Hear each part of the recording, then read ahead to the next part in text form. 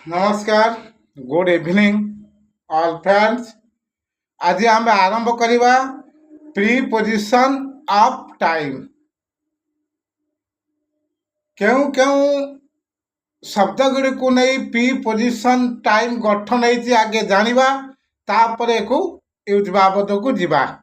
प्रथम कथा at in on after before from since within थॉट आउट एगुड़िक हूँ प्रीपोजिशन ऑफ टाइम रे व्यवहार होती समय सूचक भाव माने व्यवहार हुए। प्रथम कथा आपण अट एटी अट हूँ यार अर्थ हूँ एक निर्दिष्ट समय जो निर्दिष्ट समय सूचना दिए से जगह अट व्यवहार करा जाए। जमिति आपण माने समस्ते जानिचंती स्कूल खोला जाए एट 10 AM, ऑफिस खोला जाए 10 AM, दुकान खोला जाए 8 AM। तो ये जो निर्दिष्ट समय आपण मान को सूचना दिए सेठी आपण माने अट व्यवहार करेंगे। अन अन अर्थ हूँ आश्रित बा संयुक्त।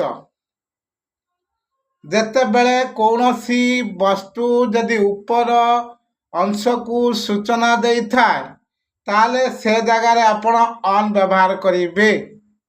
किंबा आश्रित अर्थ आशा करिकी जदि जड़े जनक उपर आशा करिकी कामटी सिद्ध करिथा ताले से जगह आपण माने अन व्यवहार करेंगे। जमिति there is a book on the table, table ऊपर जो बहीटी अच्छी से बहीटी को व्यक्ति नहीं कि से जगह रखी बही आप जाकि नहीं तेणु का साहाय्य का आसरा बा का आश्रित भाव से जाकि से टेबल पर बहीटी जो रही तेणु that is use of on से जगह आप ऑन व्यवहार करेंगे।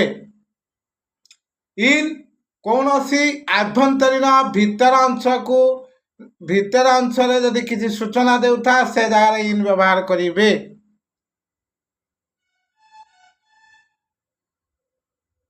जदि आपणकर गोटे कथा मु कहली at on time in time, on time अर्थ हूँ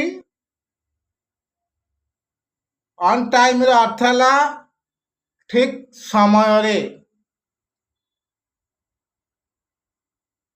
बा जार ऑन टाइम अर्थ ठीक समय रे जार अपोजिट वर्ड हूँ लेट विलंब।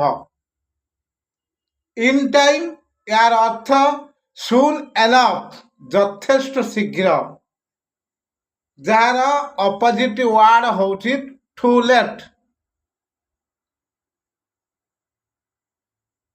तेणु एगुड़ी को मन रखापी नोट करूँ। जदि आपण मानकर किसी बुझा व्यतिक्रम हुए ताले कमेंट माध्यम मत जोगाजोग करेंगे। आउ गोटे कथा मु कहूँ at sea in the at the sea in the sea. ये जो अट द सी अर्थ हूँ कौन इन द सी अर्थ कौन। जदि समुद्र पानी रे रही ताकू जदि आपण माने सूचना दियंती तार से जगह आपण माने यूज करेंगे इन द सी। जदि समुद्र कूल रे अच्छी ताले सेठी आपण माने यूज करेंगे अट द सी ताले समुद्र कूल रे। इन द सी अर्थ समुद्र भितर।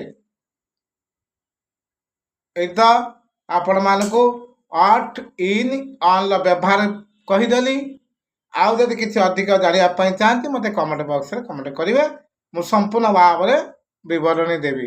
तेणु ये तो एककालीन गोटे वीडियो तो संपूर्ण बुझे हेनी तेणु पार्ट पार्ट करके बुझेबी। तेणु आपण मैंने मो वीडियो को यथाशीघ्र समस्ते शेष पर्यटन देखते जो असुविधा हो कमेंट मध्यम मत जोगाजोग करूँ।